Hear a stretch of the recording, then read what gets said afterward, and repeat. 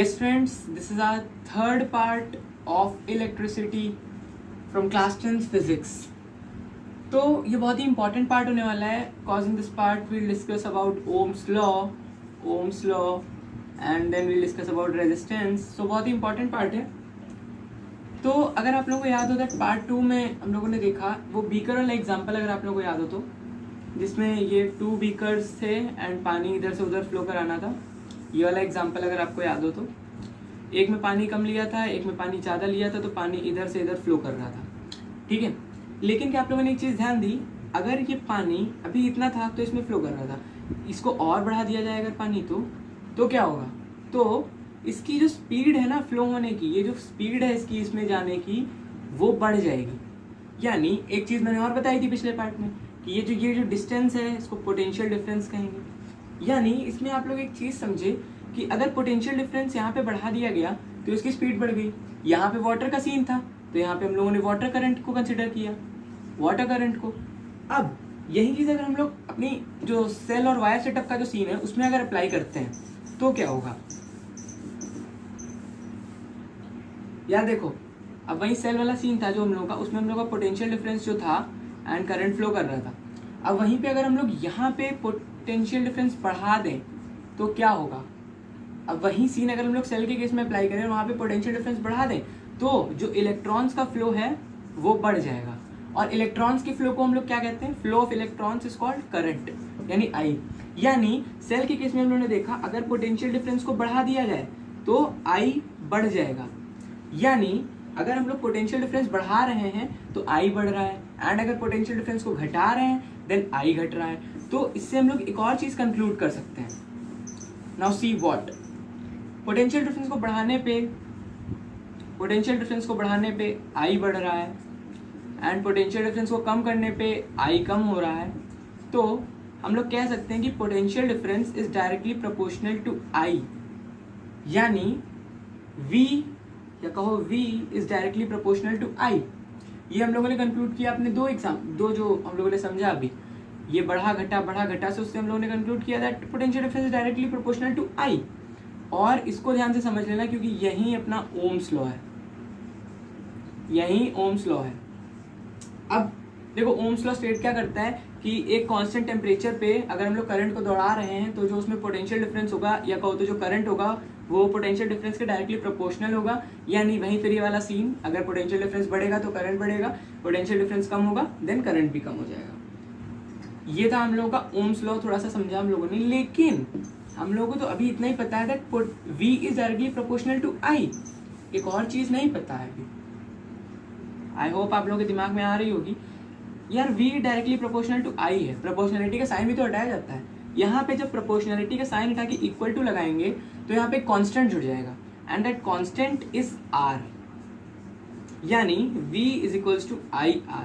अब आप लोग सोच रहे होंगे R का क्या केस है, तो R समझ लो, R जो है that is resistance. R resistance है हम लोगों का कंडक्टर का. अब रेजिस्टेंस क्या होता है? रेजिस्टेंस कंडक्टर की एबिलिटी होती है टू अपोज करंट. कंडक्टर की एबिलिटी होती है टू अपोज करंट.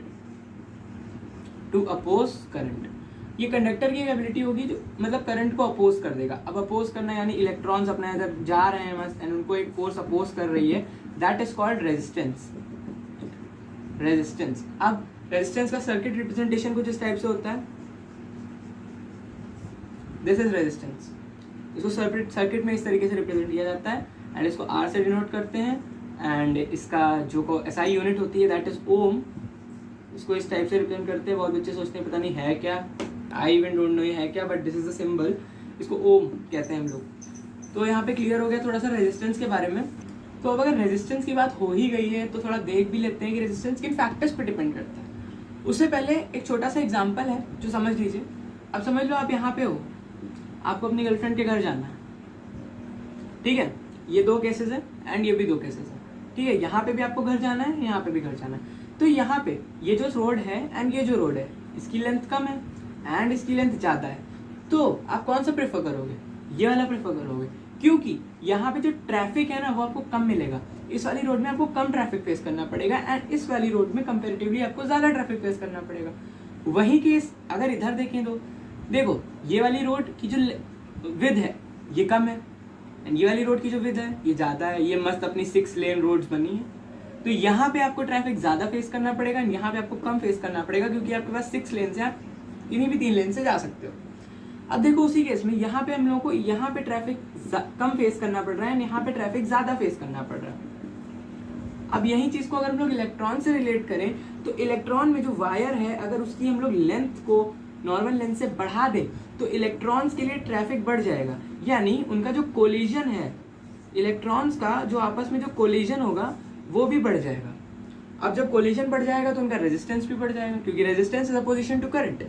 यानी इस पूरे एग्जाम्पल से हम लोग ये कंक्लूड कर सकते हैं कि जो रेजिस्टेंस है that is directly proportional to length. यानी देखिए लेंथ बढ़ा तो रेजिस्टेंस बढ़ा, लेंथ कम हुआ रेजिस्टेंस कम हुआ। अब इसी केस में देखो जो यहाँ पे हम लोगों ने देखा कि यहाँ पे हम लोगों को ज़्यादा ट्रैफिक मिलेगा और यहाँ पे ट्रैफिक कम मिलेगा, तो अगर इसको अब जब इलेक्ट्रॉन से रिलेट करेंगे तो यहाँ पे हम लोगों का निकलेगा that R is directly proportional to 1/a। कैसे? क्योंकि जब इसका एरिया हम लोग इसका एरिया अगर बढ़ा देंगे, इसकी मोटाई बढ़ा देंगे अगर वायर की, तो इलेक्ट्रॉन्स इजीली इधर ऊपर नीचे से अपना एडजस्ट करके निकल जाएंगे, तो उनका जो टकराने का चांसेस है वो कम हो सकता है। अब देखो यहाँ से ये कंक्लूड किया, ठीक है 1, यहाँ से ये कंक्लूड किया 2, इन दोनों इक्वेशंस को जब कंबाइन करेंगे तो हम लोग के पास एक सिंगल इक्वेशन आ जाएगी।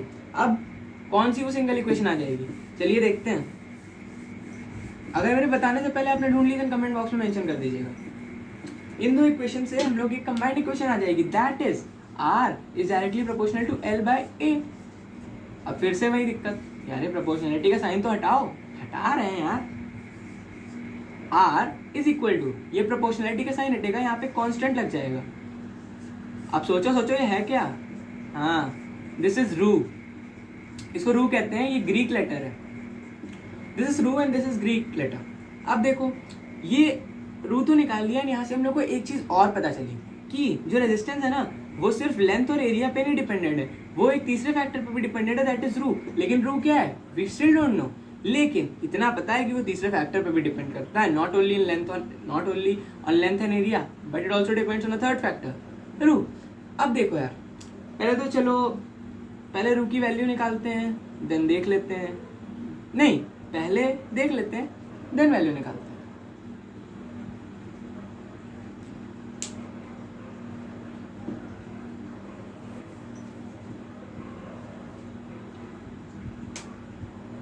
Yes, रू इज रेजिस्टिविटी।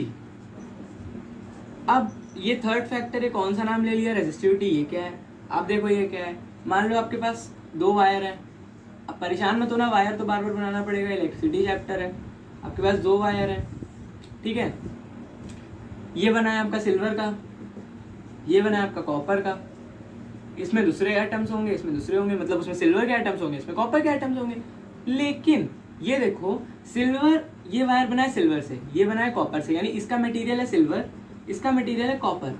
अब सिल्वर और कॉपर मटेरियल जो है उनके अंदर भी तो कुछ खासियत है, कुछ एबिलिटी होगी अपोज करने की, समझ रहे हो ना, अपोज करने की। तो जो मटेरियल की एबिलिटी है करंट को अपोज करने की, दैट इज कॉल्ड रेजिस्टिविटी। जो मटेरियल की एबिलिटी होती है करंट को अपोज करने की, उसको हम लोग रेजिस्टिविटी कहते हैं। अब यार थोड़ा सा रेजिस्टिविटी का जो ये जो रू है, इसका सिंबल तो पता है यार, रू का ये अजीब सा है, इसकी को तो इसका SI यूनिट निकाल लेते हैं, SI यूनिट निकाल लेते हैं। देखो हम लोग को पता था that R is equals to rho L/A, ठीक है, रू हम लोगों का हो जाएगा RA/L, रू विल बी RA/L। R की वैल्यू हम लोग को, R कैसा यूनिट होता है ओम, एरिया का मीटर स्क्वायर एंड लेंथ का मीटर। यहाँ से हम लोग की जो रू है इसकी वैल्यू आ गई ओम मीटर, सॉरी इसकी SI यूनिट आ गई ओम मीटर। रेजिस्टिविटी के बारे में थोड़ा समझ लिया, ये रू कैसे आया, पूरे इक्वेशंस को कंबाइन करके रू आया। देन हम लोग थोड़े एग्जांपल देख लिए सिल्वर एंड कॉपर के, उसके बाद वी हैव कंक्लूडेड दैट रू की जो SI यूनिट होती है दैट इज ओम मीटर। तो यहाँ पे हम लोगों ने अपना resistance and resistivity and Ohm's law finish कर लिया है, और हम लोग का पार्ट भी आएगा यहाँ पे फिनिश हो जाना चाहिए। और अपने नेक्स्ट पार्ट में हम लोग डिस्कस करेंगे difference between resistance and resistivity, इन दोनों के बीच का डिफरेंस डिस्कस करेंगे, and we discuss about the combination of resistance, series combination and parallel combination. तो ये पार्ट हम लोग का यहीं पे फिनिश हो जाता है। Thanks for watching and good bye.